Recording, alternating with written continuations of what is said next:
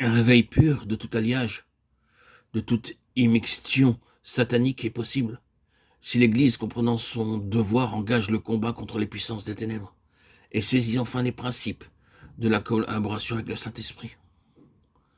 Or, sans cette connaissance de Satan et de ses armées, sans ce don de discernement qui arrache tous les déguisements, il est impossible d'accepter avec certitude, et comme venant de Dieu, toutes les manifestations qui accompagnent un réveil, et de croire que tout ce qui semble être puissance de réveil soit de Dieu.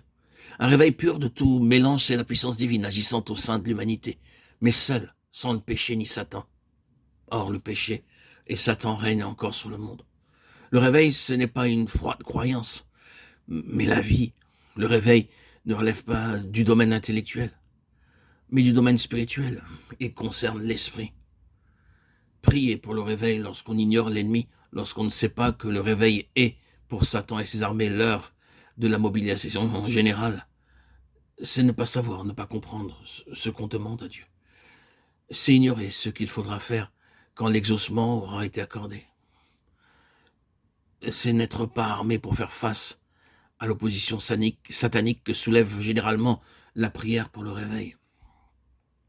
Pourquoi un réveil universel n'est-il pas accordé en réponse à des prières universelles? Parce que le réveil commence à décliner dès son début. Parce que les réunions de prière sont arrêtées et que pour une cause ou une autre, elles finissent dans l'impuissance.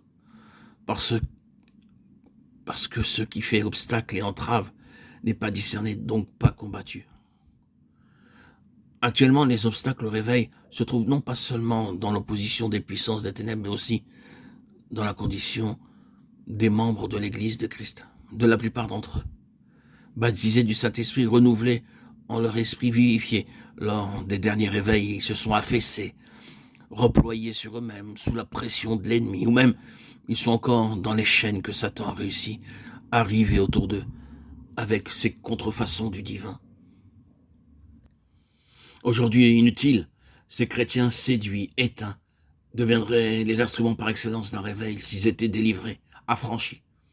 Alors, mieux que quiconque, ils seraient qualifiés pour conduire, enseigner, guider une église réveillée à cause même des très douloureuses expériences par lesquelles ils sont passés.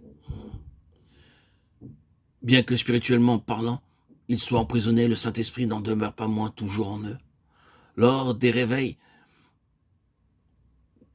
du 19e siècle, ce fut une erreur que de se laisser absorber par les résultats au lieu de veiller et de prier pour les causes et de protéger celles-ci. Comment prier pour le réveil qui eut lieu dans ce 19e siècle? Que faut-il demander à Dieu?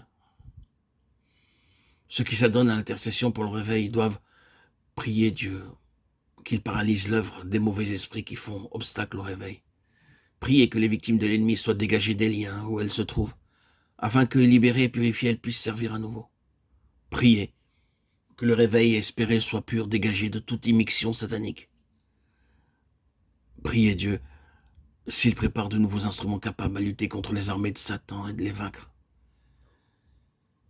Et enfin, demander la lumière, toujours plus de lumière, pour pouvoir travailler efficacement à la délivrance de ceux qui sont liés, ceux qui mettra en fuite l'ennemi et rendra à Dieu ceux qui lui appartiennent et non cesser de lui appartenir. Le baptême du Saint-Esprit est l'essence même du réveil. Celui-ci procède de la connaissance du Saint-Esprit et d'une étroite collaboration avec l'Esprit de Dieu qui permettent à son action de s'exercer ici-bas. Dans chaque génération, dans chaque siècle, au XXe et aujourd'hui au XXIe siècle, il y a des réveils. Et la toute première condition d'un réveil dans une localité, dans une église, dans une nation ou un continent, c'est le baptême individuel du Saint-Esprit. Nous servons du terme baptême pour désigner ce courant, cette irruption, cet influx très net, bien défini de la puissance du Saint-Esprit dans le croyant.